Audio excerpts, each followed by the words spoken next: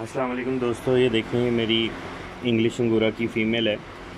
ये प्रेग्नेंट थी तो मैंने इसमें टोकरी लगाई थी, नेस्टिंग रखी थी, लेकिन ये नेस्टिंग कर नहीं रही थी, अपना नेस्ट नहीं बना रही थी। तो मैं काफ़ी परेशान था। लास्ट स्टेज में जब मैंने इसकी बेचैनी को नोट किया तो साथ ही मैंने जमी कंपनी फॉर्म का ऐड देखा नेक्स्ट बॉक्स का, तो मैंने उनसे 1500 का ईच ये मंगवाया। 4 मंगवाए मैंने 6000 के। तो जैसे ही मैंने इसमें ये नेक्स्ट बॉक्स रखा, इसने फ़ौरन नेस्टिंग शुरू कर दी और नेस्टिंग करते साथ ही इसने अपने बाल उतारने शुरू कर दिए। तो फिर जब मैंने इसको नेक्स्ट डे चेक किया खोल के, ये देखें यहाँ से ये पीछे से खुल जाता है चेक करने के लिए बहुत इजीली। तो जब मैंने इसको चेक किया तो ये देखें, ये आपको बनिस नज़र आ रहे होंगे। तो ये माशाल्लाह से इसने 7 बनिस दी हैं। तो फ़ौरन ही इसने नेस्टिंग शुरू कर दी थी। तो इसमें ये हवा से भी महफूज रहते हैं, सर्दी से भी महफूज रहते हैं। इस जगह से देखें ये अंदर जाती है, बच्चों को दूध पिलाती है।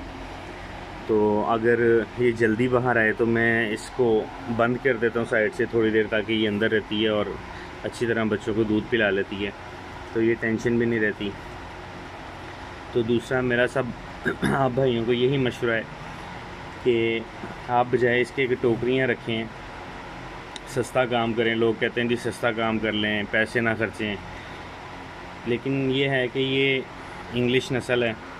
तो जब बाहर से आते हैं ये, तो ये वहाँ पे तो बिल्कुल भी ऐसे नेस्टिंग नहीं करते। यहाँ पे तो हम चाहे जोन सी मर्ज़ी आदत डाल लें, लेकिन बेहतर यही है कि आप ये नेक्स्ट बॉक्स लगाएं, क्योंकि ये आपको सर्दियों में बहुत फ़ायदा देगा। इसमें किसी किस्म की ठंड नहीं जाएगी, क्योंकि बच्चों की ऊपर बाल वगैरह नहीं होते, तो टोकरी में उन्हें ठंड लगेगी। इसमें इन्हें किसी किस्म की ठंड नहीं लगेगी, चाहे जितना मर्ज़ी टेम्परेचर है, जहाँ मर्ज़ी आप रहते हैं।